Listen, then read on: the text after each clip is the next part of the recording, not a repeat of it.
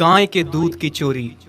झलकपुर गांव में सोमनाथ के पास एक बहुत ही प्यारी गाय है जिसका नाम मोहिनी है। सोमनाथ की पत्नी राधा और एक बेटा है जो अभी अभी पैदा हुआ है। उसका बेटा बहुत ही अद्भुत और प्यारा है। इस गांव के सारे लोग ग्वाले थे, सभी के पास गाय थी और सभी दूध का व्यापार करते थे, लेकिन सबसे ज्यादा दूध सोमनाथ की गाय ही देती थी। देखिए जी, हमारी मोहिनी ने आज कितना दूध दिया है। बड़ा ही गर्व महसूस होता है हमें मोहिनी पे।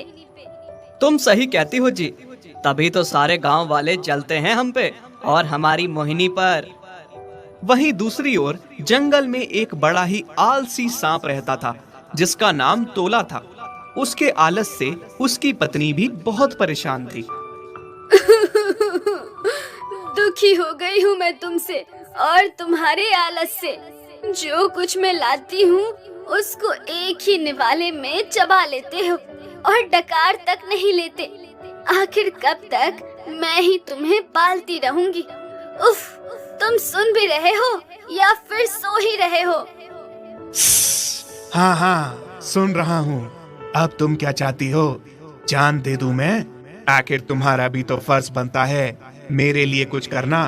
अगर थोड़ा सा कुछ खिला देती हो तो बस पूरे दिन सुनाती रहती हो। ठीक है, अगर मैं सुनाती रहती हूँ तो ठीक है। आज से अपना खाना खुद लेकर आओ। मैं जा रही हूँ तुम्हें छोड़ के। हाँ हाँ, जाओ। तुम क्या सोचती हो तुम्हारे बिना मैं कुछ नहीं कर सकता?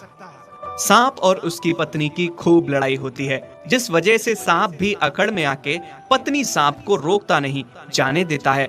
लेकिन जैसे ही शाम होती है तो सांप को भूख लगने लगती है। अरे, पेट में चूहे दौड़ रहे हैं, बहुत भूख लग रही है। क्या करूं, क्या खाऊं? कोई शिकार भी नहीं दिख रहा जिसे मैं खा सकूं। मुझे पत्नी के ताने चुपचाप सुन लेने चाहिए थे। कितना कुछ ला के देती थी मुझे बैठे बिठाए। क्या जरूरत थी मुझे भी अकड़ दिखाने की?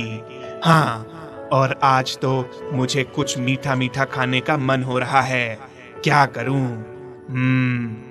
हाँ, ऐसा करता हूँ, जंगल से बाहर निकल के गांव की ओर जाता हूँ। शायद वहाँ कुछ खाने को मिल जाए। तोला रात को चलता चलता गांव की ओर आ जाता है। तभी उसे सोमनाथ की गाय गौशाला में बाहर बंधी हुई दिखती है। अरे वाह, गाय और उसका दूध। आज मेरा मीठा खाने का भी बहुत मन हो रहा है। अब गाय का मीठा मीठा दूध पीऊंगा। तोला चुपके से रात के अंधेरे में आके मोहिनी का दूध पीने लगता है। ये देखकर मोहिनी बहुत घबरा जाती है। हे भगवान, सांप मेरा दूध पी रहा है। अगर मैं जरा सी भी हिली तो जान से जाऊंगी। हे गाय, चुपचाप दूध पिला। अगर हिलने की कोशिश की ना तो तुम्हें काट दूंगा। और मेरा जहर इतना खतरनाक है कि एक पल नहीं लगेगा तुम्हें मरने में। मोहिनी डर के मारे थर थर कांपने लगती है और बस रोए जाती है। आहा, गाय का मीठा मीठा दूध पी के बहुत मजा आ गया। सुन गाय, जो भी तुम्हारा नाम है, मुझे तुम्हारा दूध बहुत मीठा लगा। अब मैं रोज तुम्हारा दूध पीने आऊंगा। अगर तुमने ये बात किसी को भी बताई तो तुम जानती हो ना क्या होगा। हाँ हाँ, समझ गई। मैं किसी को कुछ भी नहीं बताऊंगी। शाबाश। दूध पी के तोला वहाँ से चला जाता है। फिर अगली सुबह, लड्डू के बाबा, आप लड्डू के साथ खेलते ही रहेंगे।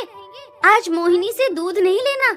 जब तक आप बछड़े को पकड़ेंगे नहीं, मैं दूध कैसे निकालूंगी? और लड्डू को भी भूख लगी है। आपको भी तो दूध लेकर जाना है ना? हाँ हाँ भाग्यवान, मैं सब जानता हूँ। जैसे ही राधा और सोमनाथ मोहिनी से दूध लेने जाते हैं, वो देखते हैं मोहिनी दूध ही नहीं देती। हाय मोहिनी, क्या हुआ? तू दूध क्यों नहीं दे रही है आज? कहीं तेरे बछड़े ने तो नहीं पी लिया आज दूध? तुम देखती नहीं हो, बछड़ा बंधा है, वो कैसे दूध पी सकता है? हो सकता है आज उसका मन ना हो दूध देने का, या फिर उसकी तबीयत ठीक ना हो। सही कह रहे हो जी आप शायद।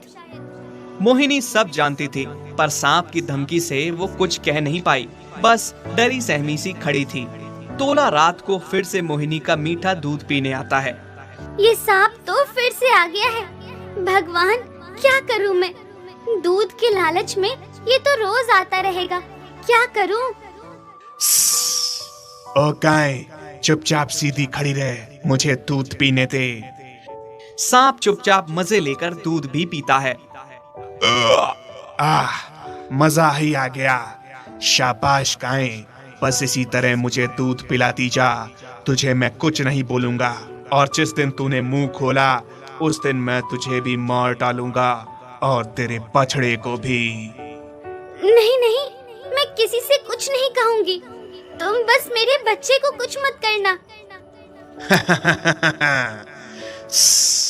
अच्छा ठीक है, मैं कुछ नहीं करूंगा। अब मैं चलता हूँ, कल फिर आऊंगा। अगली सुबह राधा और सोमनाथ मोहिनी का फिर से दूध निकालने आते हैं, और मोहिनी से दूध ही नहीं आता। ये देखकर दोनों बहुत परेशान हो जाते हैं। मोहिनी, तुमने आज भी दूध नहीं दिया, क्या बात है? हाय मोहिनी, तुझे मेरे लड्डू का भी ध्यान नहीं आया। 2 दिन से उसे दूध नहीं मिल रहा। लड्डू के बाबा भी शहर दूध लेकर नहीं जा पा रहे हैं, और ऊपर से तेरा भी तो बछड़ा भूखा है, वो भी दूध के लिए तरस रहा है। तू आखिर दूध क्यों नहीं दे रही है? क्या बात है? तभी सोमनाथ की नजर जमीन पर पड़ती है। अरे राधा, देखो तो, थोड़ा दूध जमीन पर पड़ा है। ये कैसे हो सकता है? हाँ मोहिनी, अगर कोई बात है तो तू हमें बता। लेकिन मोहिनी चुपचाप खड़ी खड़ी सुन रही थी, पर कोई जवाब नहीं दे रही थी। उसे सांप की धमकी याद थी, इसलिए वो डर के मारे कुछ भी नहीं बोल पाई। क्या हुआ राधा, तुम सोई नहीं? नींद नहीं है क्या? किसी बात को लेकर चिंतित हो क्या? हाँ जी, मोहिनी के बारे में सोच रही हूँ। मुझे मामला कुछ और ही लग रहा है। दूध ऐसे ही गायब नहीं हो रहा, हमें इसकी जड़ तक जाना होगा। हाँ, मोहिनी भी तो चुप है, डरी सहमी सी। हमें पता लगाना होगा बात क्या है। राधा और सोमनाथ रात को गौशाला के बाहर चुपके से पहरा देते हैं।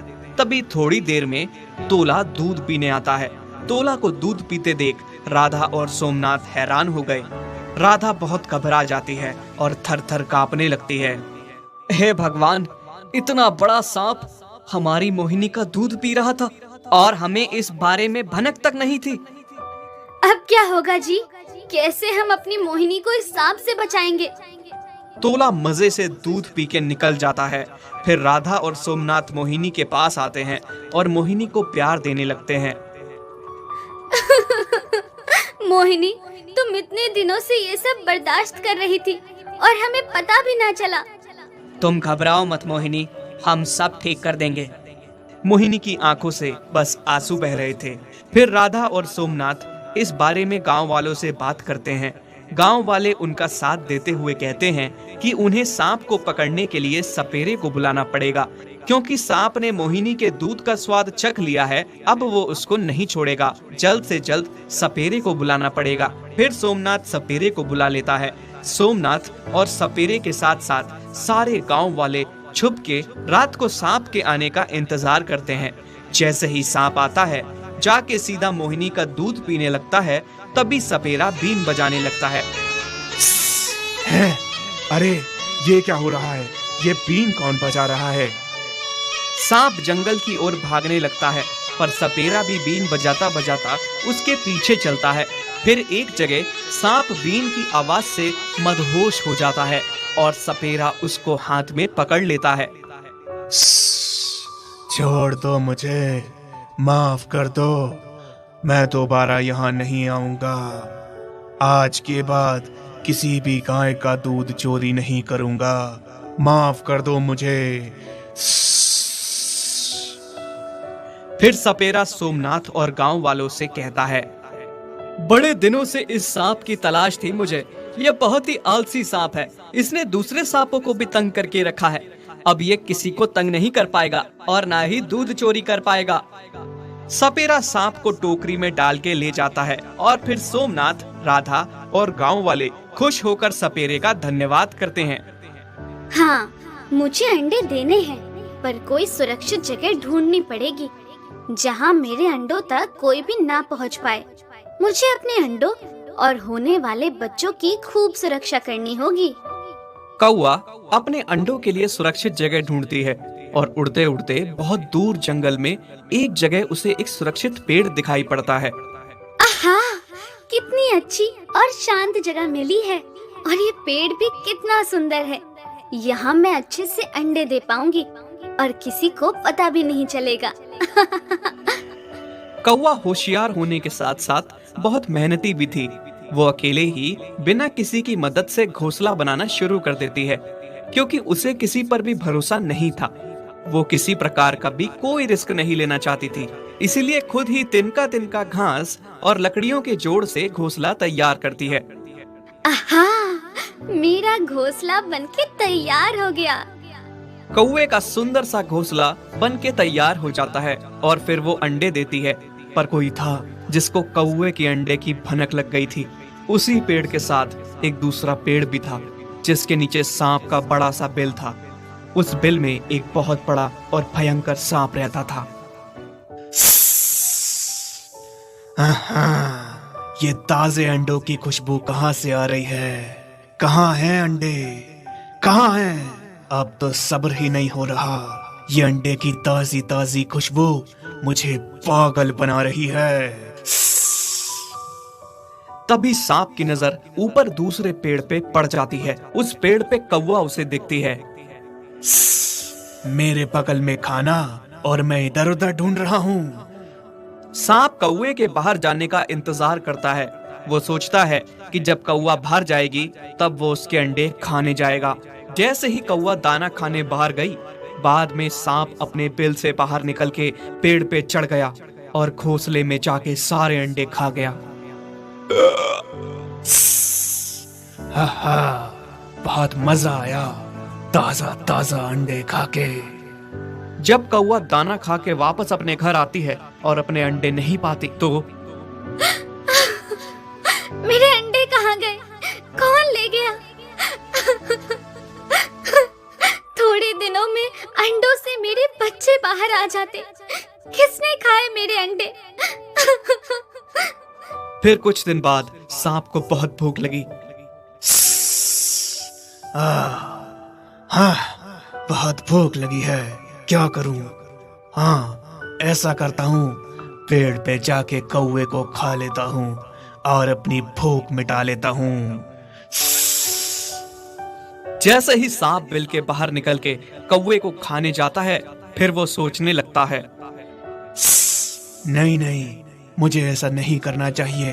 अगर मैंने कौवे को खा लिया तो मेरी भूख बस एक बार ही मिटेगी, फिर दोबारा क्या खाऊंगा? ऐसे वो अंडे देती रहेगी और मैं अंडे खाता रहूंगा और रोज रोज मुझे ताजे ताजे अंडे खाने को मिलते रहेंगे ना।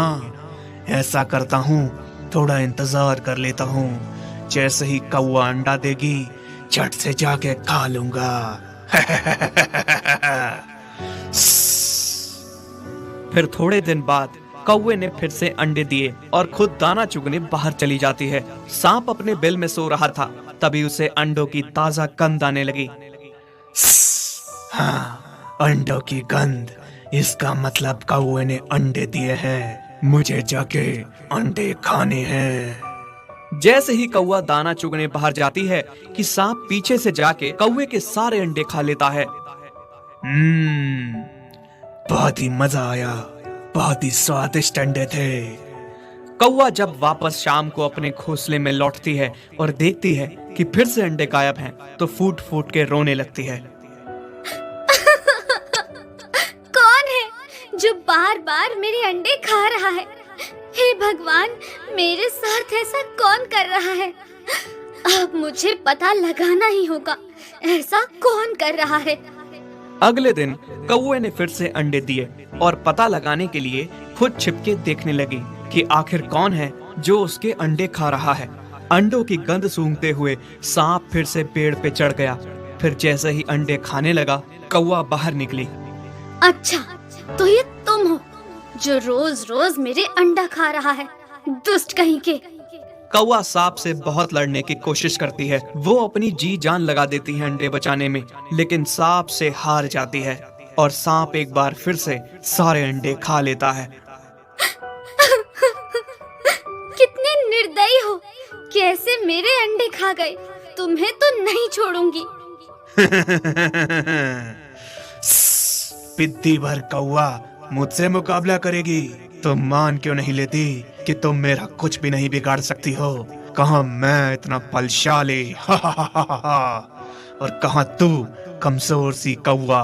अगर मेरा बस चलता तो मैं अभी के अभी तुझे खा जाता, पर नहीं, मैं ऐसा नहीं करूंगा। अगर मैं तुझे खा गया तो जो रोज तेरे अंडे खाता हूँ वो कहाँ से खाऊंगा? चल, तेरी जान बख्श देता हूँ, पर कल मेरे लिए अच्छे अच्छे अंडे देना ताकि मैं मजे से खा सकूं। कौवा बहुत दुखी हो जाती है, रोती है और सोचती है ऐसा क्या करूं जिससे सांप को सबक भी सिखा सकूं और अपने अंडों को भी बचा सकूं। फिर एक दिन की बात है, कौवा बहुत परेशान होती है और रोती है। तभी वहां से एक बुजुर्ग मैना निकलती है। बेटी क्या हुआ, तुम रो क्यों रही हो? बताओ मुझे, शायद मैं तुम्हारी कुछ मदद कर पाऊं। कौवा बुजुर्ग मैना को अपनी सारी परेशानी बताती है। मैना उसे बताती है कि वो उसे परेशानी से बाहर निकाल सकती है और सांप को भी सबक सिखा सकती है। मैना ने उसे समझाया कि आगे उसे क्या करना है। फिर अगले दिन कौवे ने ठीक वैसा ही किया जैसा उसे मैना ने समझाया था। कौवा पास के ही एक राजा के महल में जाती है, जहाँ तालाब में राजा की बेटी और उसकी सहेलियां नहा रही होती हैं। राजकुमारी ने अपने सारे वस्त्र और जेवर उतार के रखे होते हैं। कौवा उड़ती हुई आती है और राजकुमारी के जेवर छाट के कंगन निकाल के उड़ जाती है। अरे अरे, मेरे कंगन!